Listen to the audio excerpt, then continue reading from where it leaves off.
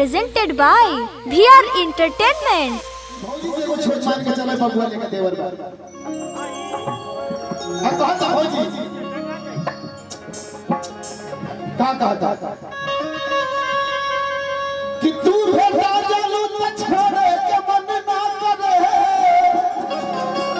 कहता कि तू भेटा जालू त छोड़े के मन ना करे बिस्तर बिछा के बटोरे के मन ना करे जब नजारा के रात में हमारा संगे तू रह जालो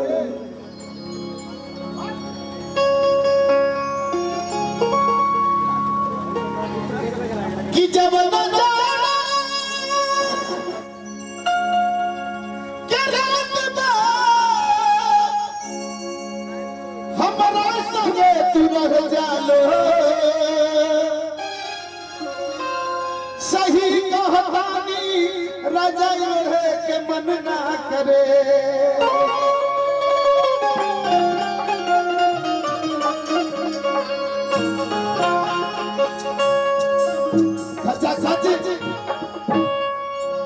गर्मी के महीना चलता सागर बाबा छोड़ देवर खरिहानी में सास ससुर द्वारा पे खाली मेहरे बताओ डाली कहली चंदन बाबा कहली सासु न घरवा ससुर जी दुबलवा आई तो हंस के पागल कर दे कि सासु न घरवा ससुर जी दुबलवा अरे हम देवर कोई लिखरी है अब हमारा संग भाई कंपटीशन करते ठीक है हमको जब तक भाव ना मिले तब तक घाव ना लगे का भैया भाव दो कि हमारा हम छुई माजा भैया लोग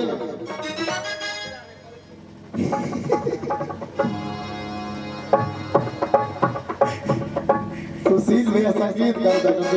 अरे ना पता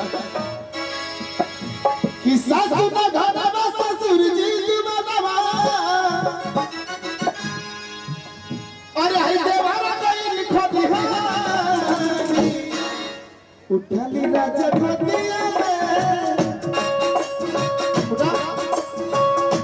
उठाली राजा गोदिया में की बात मोरी चढ़ली जवानी उठाली राजा गोदिया में की बात मोरी चढ़ली जवानी सच न भला ससुर जी जुबाबा सच न भला ससुर जी जुबाबा की देवारा कोई लिखो दिहा